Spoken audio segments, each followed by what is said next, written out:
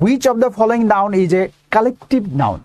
এই collective noun বা এই যে কমন নাউন, ম্যাটেরিয়াল নাউন, এগুলো কিন্তু পরীক্ষায় খুব আসে। আমার মনে হয় যে তোমাদের সবাই অ্যান্সারটা পারবে। এই যে কালেকটিভ নাউন কোনটা, এই যে কালেকটিভ নাউন খুবই সহজ করে মনে রাখতে হবে।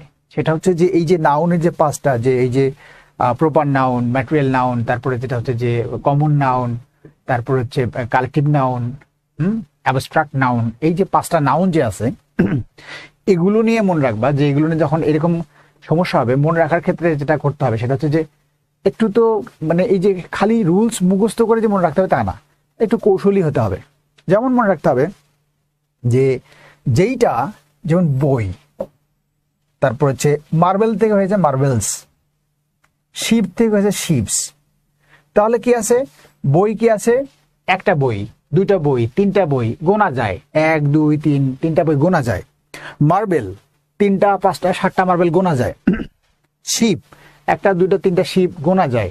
তো যেগুলো এরকম কাউন্ট করা যায় এবং প্রত্যেকটার কি বলে যে একটা করে বুঝায়, সেটা হচ্ছে কি নাউন, কমন নাউন।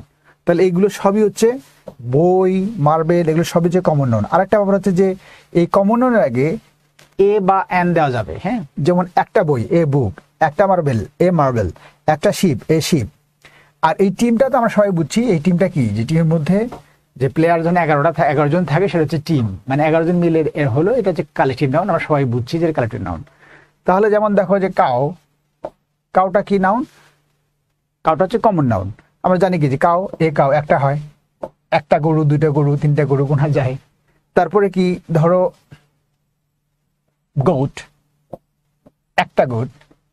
এই সবগুলো মিলে কি হয়, সবগুলো মিলে হয় ক্যাটল। ক্যাটল কিন্তু একটা গরু, একটা ছাগল বা একটা ভেড়া, একটা মহিষ, এগুলো মিলে না, সবগুলো মিলে একসাথে হচ্ছে ক্যাটল, মানে গবাদি পশু এক কথা বলতে গেলে। সো ক্যাটল হচ্ছে কালেকটিভ নাউন।